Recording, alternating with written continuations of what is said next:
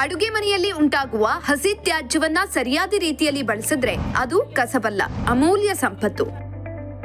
ಮನೆಯಲ್ಲೇ ಸುಲಭವಾಗಿ ಸಾವಯವ ಗೊಬ್ಬರವನ್ನ ತಯಾರಿಸಬಹುದು. ಹಣ್ಣು, ತರಕಾರಿ ತೊಲೆಗಳು, ಉಳಿದ ಆಹಾರ, ಚಹಾ ಪುಡಿ, ಮೊಟ್ಟೆ ಚಿಪ್ಪು ಇತ್ಯಾದಿ ಹಸಿ ತ್ಯಾಜ್ಯವನ್ನ ಪ್ರತ್ಯೇಕವಾಗಿ ಸಂಗ್ರಹಿಸಿ. ತದನಂತರ ಕಾಂಪೋಸ್ಟ್ ಬಿನ್ ಅಥವಾ ಡಬ್ಬಿಯಲ್ಲಿ ಮೊದಲು ಒಣ ಪದಾರ್ಥಗಳ ಪದರವನ್ನು ಹಾಕಿ ನಂತರ ಹಸಿ ತ್ಯಾಜ್ಯವನ್ನು ಸೇರಿಸಿ. ಮತ್ತೆ ಒಣ ಪದಾರ್ಥ ಹಾಕುವ ಮೂಲಕ ಪದರಗಳನ್ನು ನಿರ್ಮಿಸಿಕೊಳ್ಳಿ. ಪ್ರತಿದಿನ ನೀವು ತ್ಯಾಜ್ಯವನ್ನು ಸೇರಿಸಿದ ನಂತರ ಸ್ವಲ್ಪ ಮಣ್ಣು ಅಥವಾ ಕಾಂಪೋಸ್ಟ್ ಕಲ್ಚರ್ ಅನ್ನು ಹಾಕಿ. ದುರ್ಗಂಧ ತಪ್ಪಿಸೋದಕ್ಕೆ ಮುಚ್ಚುಳವನ್ನು ಸರಿಯಾಗಿ ಮುಚ್ಚಿಡಿ. ನಿಯಮಿತವಾಗಿ ಮಿಶ್ರಣವನ್ನು ಕಲಸಿ ತೇವಾಂಶವನ್ನ ಸಮತೋಲನದಲ್ಲಿ ಇಡಿ. ಸುಮಾರು 45ರಿಂದ 60 ದಿನಗಳಲ್ಲಿ ಉತ್ತಮ ಗುಣಮಟ್ಟದ ಸಾವಯವ ಗೊಬ್ಬರ ಸಿದ್ಧವಾಗುತ್ತದೆ. ಈ ಗೊಬ್ಬರವನ್ನ ಮನೆ, ತೋಟಗಳಲ್ಲಿ ಗಿಡಗಳಿಗೆ ಬಳಸಬಹುದು.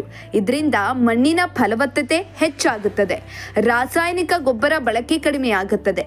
ಹಸಿ ತ್ಯಾಜ್ಯವನ್ನ ಬೇರೆ, ಒಣ ತ್ಯಾಜ್ಯವನ್ನ ಬೇರೆ ಸಂಗ್ರಹಿಸುವುದು ಅತ್ಯಂತ ಅಗತ್ಯ. ಪ್ಲಾಸ್ಟಿಕ್, ಲೋಹ, ಗಾಜು ಮತ್ತು ಇತರೆ ಅಜೈವಿಕ ತ್ಯಾಜ್ಯವನ್ನ ಕಾಂಪೋಸ್ಟ್ಗೆ ಸೇರಿಸಬೇಡಿ. ನಮ್ಮ ಪರಿಸರವನ್ನ ಸ್ವಚ್ಛವಾಗಿಡಲು, ಕಸವನ್ನ ಸಂಪತ್ತಾಗಿ ಪರಿವರ್ತಿಸಲು ನಾವೆಲ್ಲರೂ ಕೂಡ ಕೈ ಜೋಡಿಸೋಣ.